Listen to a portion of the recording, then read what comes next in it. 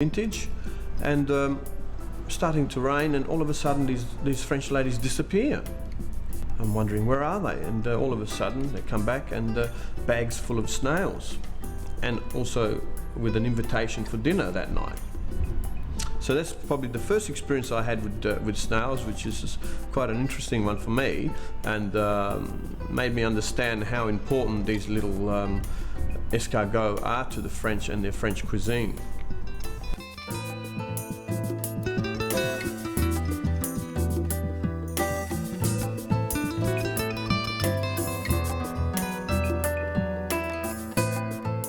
For this dish, you will obviously need some escargot, or snails. Now don't just grab them out of the garden though. Snails need to be purged or prepared for consumption, and are generally slow cooked in stock to soften the flesh. Also, for this escargot entree, you will need some other basic ingredients.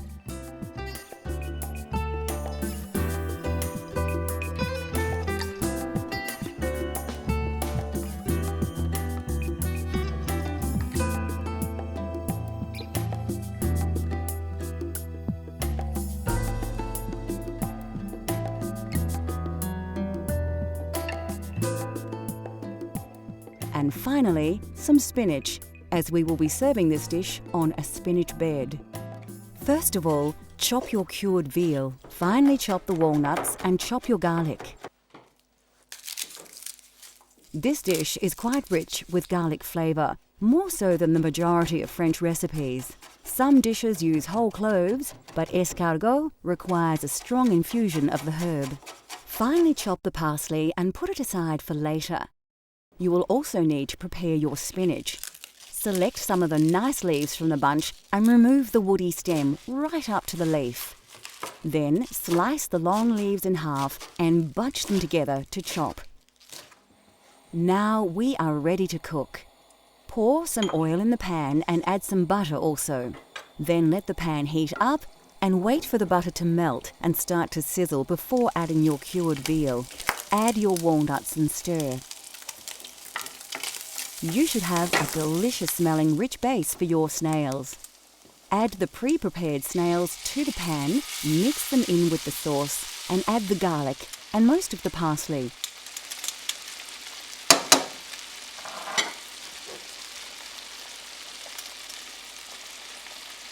Cook the garlic and parsley through for a minute or so to release the flavours. Then add a little of the juice stock from the snails.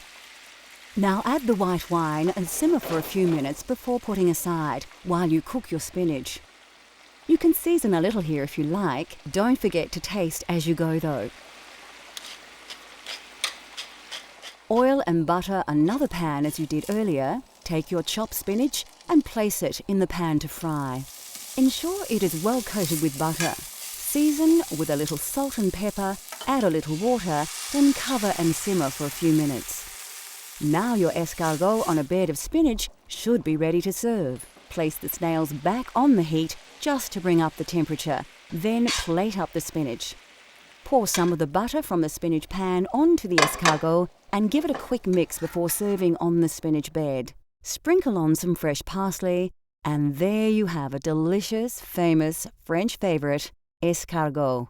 Bon appétit! Coming up on Cultural Flavours, a slow-cooked provincial favourite, and we learn to cook a classic yet simple French dessert.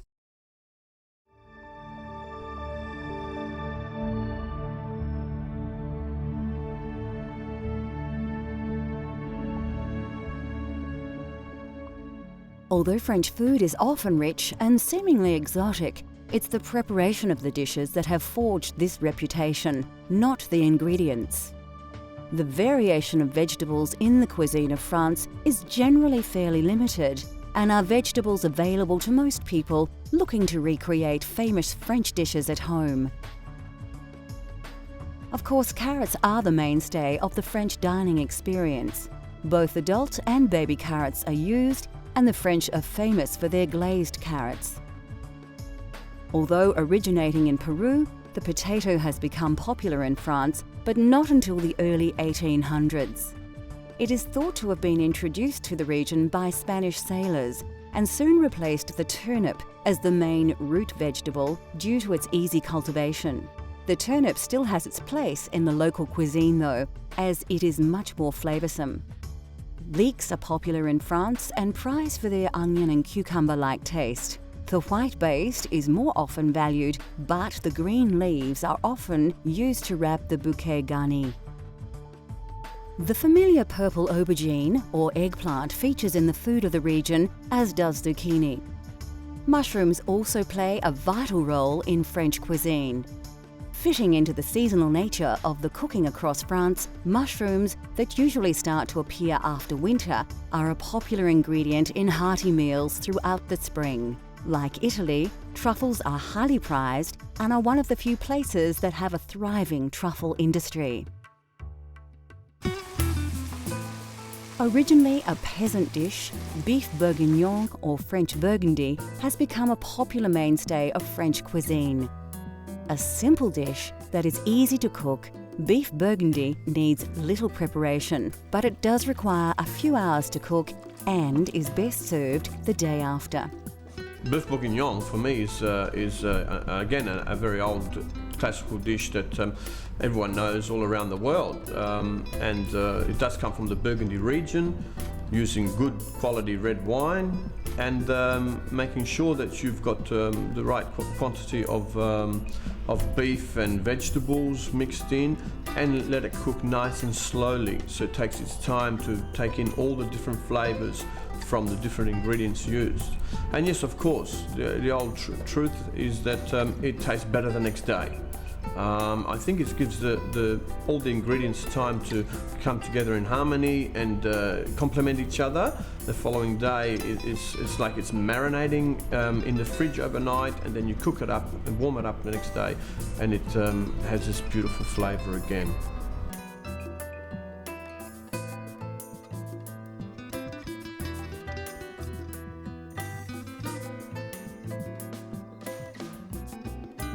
For this hearty provincial stew, you will need a quality cut of meat and a range of fresh vegetables.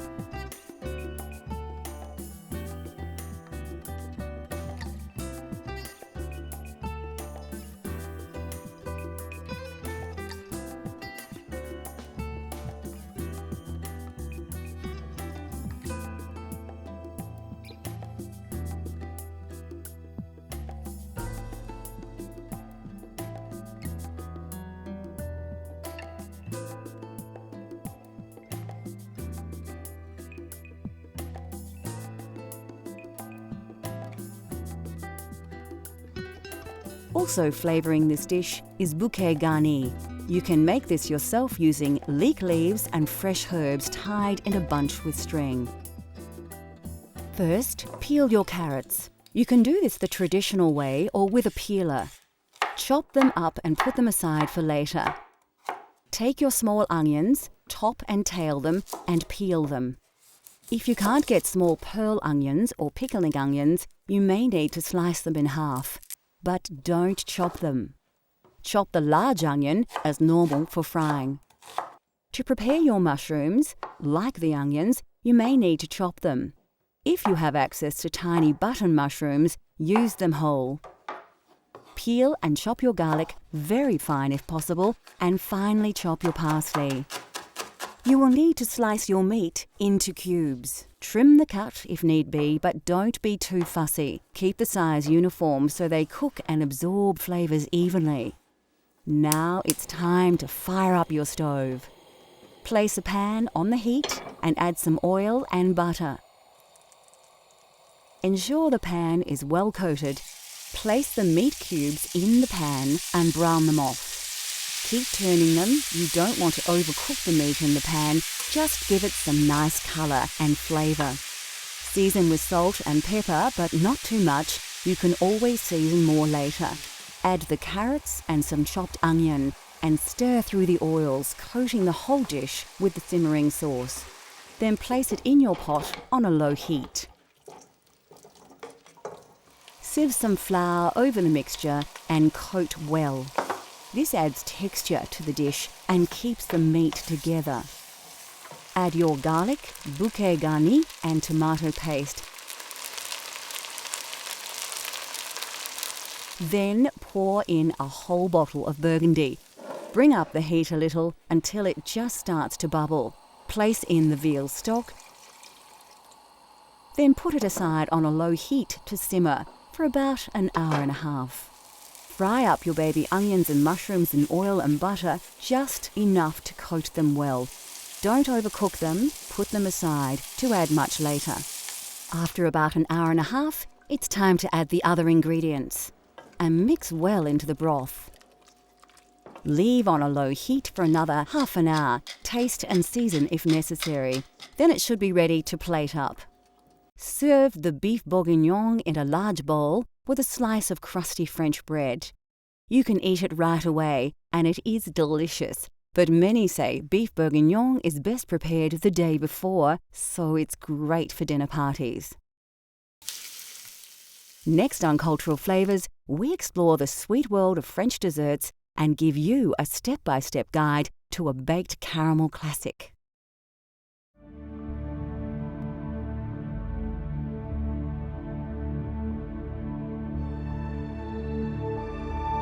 One more thing the French are famous for are their desserts and pastries. Considered the home of modern desserts, France is rich with tasty sweet dishes that have evolved over hundreds of years of food appreciation. French desserts are popular with home cooks, as anyone can try their hand at the multitude of dishes, and the ingredients are readily available. Eggs are very important in French desserts and cakes and are the key ingredient in dishes like crème caramel, mousse, custard and eclairs. Of course, French cooking just wouldn't be possible without butter. Butter is used in most dishes, but especially desserts. The French are also fond of adding fruit to their dessert creations in all manner of styles. And where would desserts be without sugar? Sugar is a part of nearly every dessert in the French food vernacular.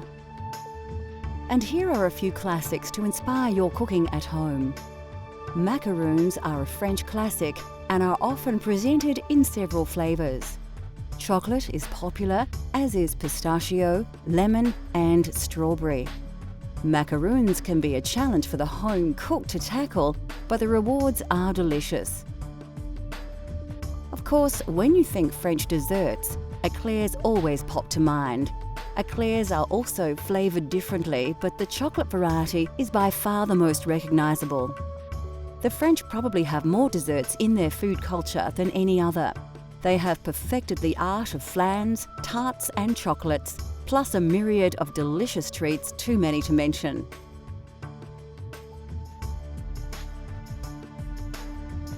Another aspect of French desserts is, of course, the visual creativity. To be a pastry chef in France is to not only be a master of cooking, but also an artist, presenting their culinary creations in traditional and new and original ways, sometimes creating desserts that look too good to eat.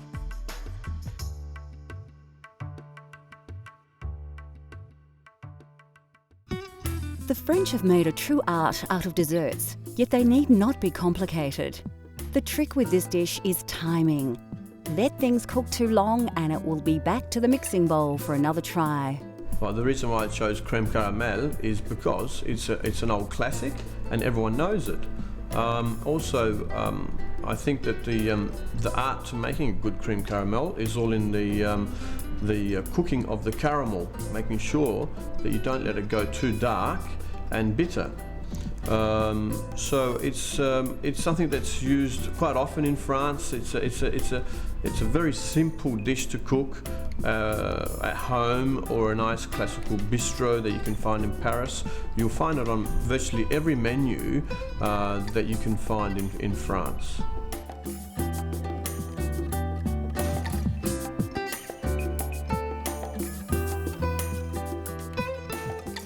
Although deceptively simple, creating crème caramel at home can be fraught with pitfalls. We'll show you how to create this dessert step by step.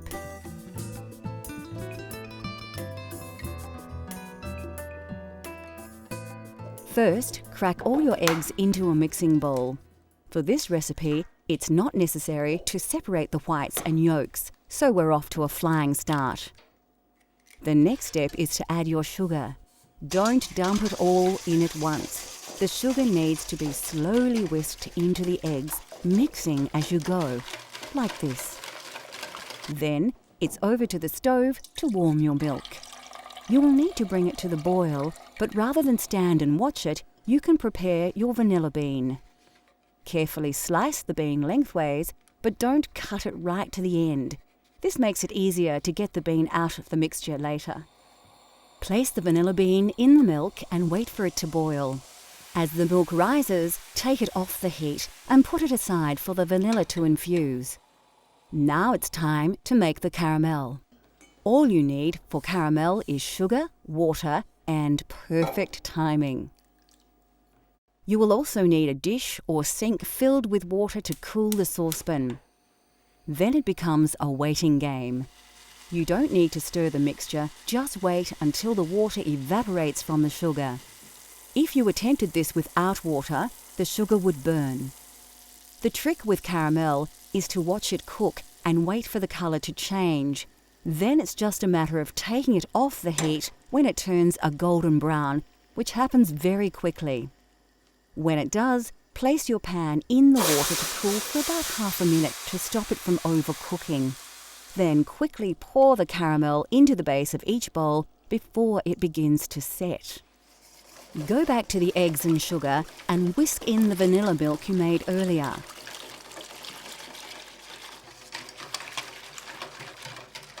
Find the vanilla bean and scrape the seeds out into the mixture. Then you need to remove the bubbles or they will appear in your final dessert. Use a ladle to work the bubbles off the top of the milk and put them aside. You won't need them. Ladle the mixture into the bowls on top of the now set caramel. You'll notice we have the bowls in a bain-marie. Of course, we will fill this with water to just below the top of the bowls and it will prevent the dessert from burning while cooking. Place the bain-marie in the oven at 180 degrees for about 40 minutes. Carefully take them out of the oven and they should be browning on top. Let them cool, then place them in the fridge to set. This usually takes 2 to 3 hours. When set, run a knife carefully round the edge, turning the bowl as you go. Then you should be able to place a plate on a dish, turn it over, and remove the bowl, leaving a delicious dessert behind. Use the now softened caramel left in the bowl to decorate the plate. And there you have authentic French cream caramel. If that doesn't make you hungry, nothing will. We have barely touched on the food of France, and we could easily fill a whole series with amazing culinary creations from the home of fine cuisine. Unique thinking and centuries of experimentation has provided us with the foundation of many modern cooking techniques. Cultural Flavours continues to explore the world through the diversity of food. Let Cultural Flavours take you on a gastronomic journey so you can experience the tastes of the globe at home.